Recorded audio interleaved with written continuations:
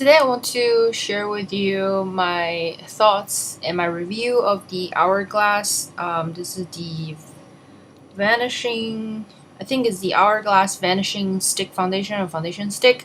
I have this shade Nude, and I purchased this I think about a month ago now. Yeah, actually more than a month, 2 months ago.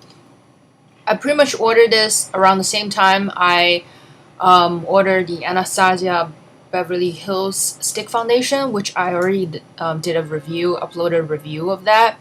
So this won't be a first impression review because, first impression video because I've been wearing this for at least a month. I haven't been reaching for it for this month of October, but I was using this and the Anastasia one in the month of September. So I went back to Shanghai in September with my mom.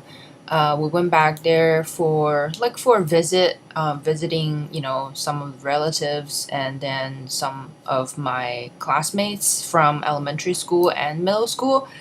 So it was really great because the last time I went back to Shanghai was in 2009, so it's been 7 years.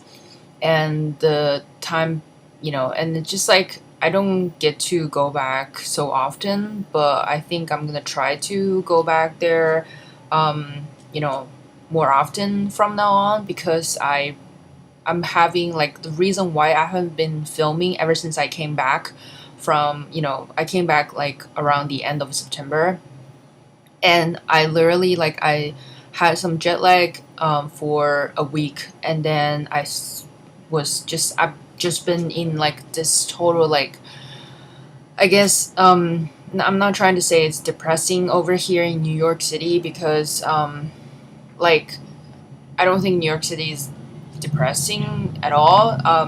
And especially in the fall, New York City is really beautiful. But it's just that I've been suffering from I guess it's like blues, just kind of like in a way homesick because I was born and raised in Shanghai, China, and I didn't come here. I didn't come to the United States until I was 15. So and right now I'm 32 years old. I don't mind sharing with you. I'm 32 years old now, so it's kind of like, the last time I went back to Shanghai, I didn't really have a great experience. Maybe because I spent 2 months there, and it was just really hot because it was during the summer. It's very humid. I think more humid than New York. And then it was just very polluted. But this time around, in September when we went this time, it was really nice. It wasn't too humid, and it was actually pretty cool. It rained a bit, and it just the streets were just really clean. Everything was so much cleaner from last time I remembered. And it was just less crowded. I mean, there's still a lot of people, but just it felt less crowded on the streets. In general, it could be because school started in September, and we were out most of the time during weekdays, so there weren't that many people on the streets. I don't know. It could be that reason.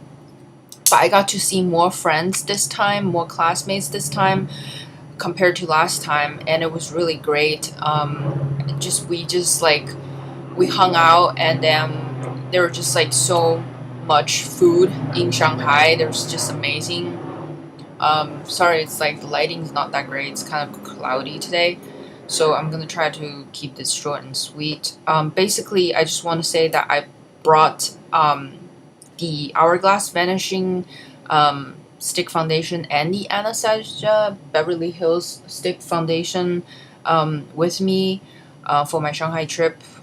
Most of the day, for normal daily wear, I would use the Anastasia one, and I think I touched on that in my blog post. So this foundation stick blog post is already up, so if you're interested, you can go to artofsign.blogspot.com and read more extensive reviews that I wrote on this foundation compared to the Anastasia one. This one retails for $46, I believe, and you only get a quarter of an ounce which is less than the Anastasia one. That one has 0.35 ounce of product. This only has 0.25 ounce of product. But as you can see in the demo, this one definitely covers up more imperfections compared to the Anastasia one. I do like the Anastasia one for everyday use. I was using that every day and it was just really quick, and I would just use a beauty blender to blend out everything. Like I would just wipe it on my face and then blend out with the beauty blender, and that's pretty much what I did like every day when I was there.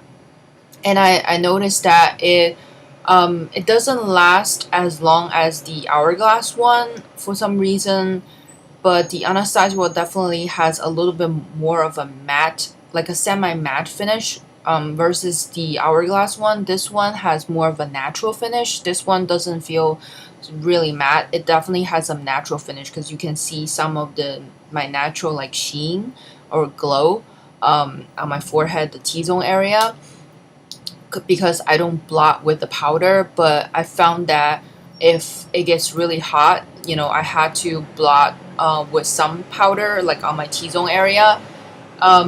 And I believe that I was using this whenever I needed to go out at night, or if I have a little bit more blemishes, I need a little bit more to cover up for particular days.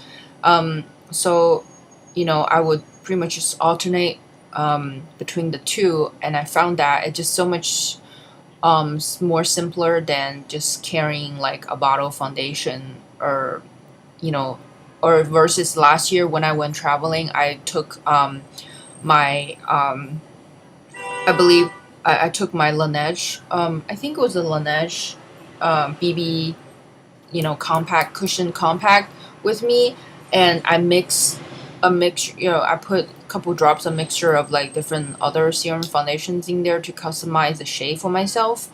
That worked out pretty well too, but then I just feel like I have a little bit more control with the stick foundation because I don't know, and I think it's a lot quicker too, and it's less bulky than the cushion compact, because if you know the cushion compact, they tend to be pretty bulky.